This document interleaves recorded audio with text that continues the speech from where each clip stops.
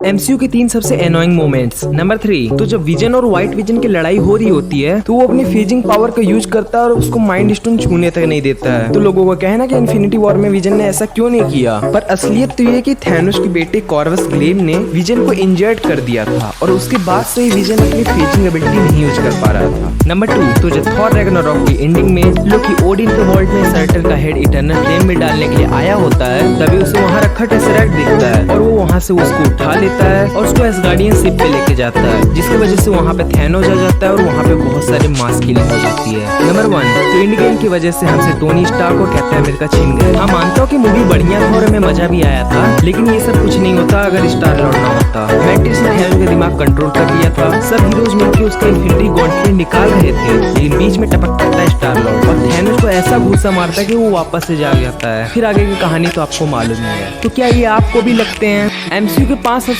अमीर super heroes? Number 5 पे आता है पीटर क्विल। बंदा महंगे से महंगे सामान को चोरी करके बेचता है और इसके पास पर्सनल स्पेसशिप भी है जो कि मिलियंस ऑफ डॉलर वर्थ का है। नंबर 4 पे आते हैं टोनी स्टार्क, जिन्होंने अपने पापा के $1 मिलियन कंपनी को बढ़ाकर $1 बिलियन कंपनी कर लिया। इनकी नेटवर्थ अराउंड $100 बिलियन होगी। नंबर 3 पे आते हैं थॉर। तो ओडिन के जाने के बाद थॉर पूरे एसगार्ड का रूलर था और एसगार्ड में तो बेशुमार दौलत पड़ी हुई है, लेकिन तभी मुझे नंबर 3 पे इसको इसलिए रखना पड़ा क्योंकि एसगार्ड अब तबाह हो चुका है। नंबर 2 पे आते हैं टिचाला, जो कि वाकांडा का रूलर है और वाकांडा दुनिया की इकलौती जगह है जहाँ पे वाइब्रेनियम पाया जाता है और 1 ग्राम वाइब्रेनियम की कीमत अराउंड $10,000 है। नंबर 1 पे आते हैं डॉक्टर स्ट्रेंज। तो बात सुनने में थोड़ी सी अजीब लगेगी, पर देखा जाए तो डॉक्टर स्ट्रेंज के पास अनलिमिटेड मनी है, मतलब अगर उसे गोल्ड चाहिए तो वो जादू से गोल्ड बना लेगा और इस तरीके से डॉक्टर स्ट्रेंज और अदर मैजिशियंस के पास भी अनलिमिटेड मनी है। तो क्या आप लोगों को मालूम थे ब्लैक पैंथर का ट्रेलर आ गया है और इसमें बहुत सारे हिडन डिटेल्स और ईस्टर एग्स होने वाले हैं। नंबर 3, तो इस मूवी का विलेन होने वाला है नेमोर, जो कि अटलांटियंस का राजा है और एक्वामैन की तरह ये भी हाफ अटलांटियन और हाफ ह्यूमन है, क्योंकि हमें ट्रेलर में अटलांटियंस का स्किन कलर ब्लू दिखाया गया है, लेकिन दूसरी तरफ नेमोर हमें एक सिंपल ह्यूमन जैसा दिखाया गया है जो कि पानी में भी रह सकता है और जमीन पे भी रह सकता है। नंबर 2, तो जब पूरी दुनिया को वाकांडा के बारे में मालूम पड़ गया है तो वाकांडा की एडवांस टेक्नोलॉजी को देखकर दूसरी कंट्रीज के जलना तो पक्का है और इस मूवी में दूसरी कंट्रीज वाकांडा की टेक्नोलॉजी को चोरी करने की कोशिश जरूर करेंगे। तो इस सीन में हम देख सकते हैं कि कुछ बाहरी सोल्जर्स वाकांडा के लैब में अटैक कर रहे हैं। नंबर 1, तो जो मार्वल की मूवी आयरन हार्ट की मेन प्रोटैगनिस्ट है उसका ब्लैक पैंथर मूवी में काफी रोल हो सकता है, क्योंकि ट्रेलर में हमें दिखाया जाता है कि वो कोई आर्मर बना रही है और क्योंकि वो वाकांडा में हमें दिखाई गई थी तो हो सकता है कि वो वाकांडा के लिए अटलांटिस और दूसरे देशों से लड़े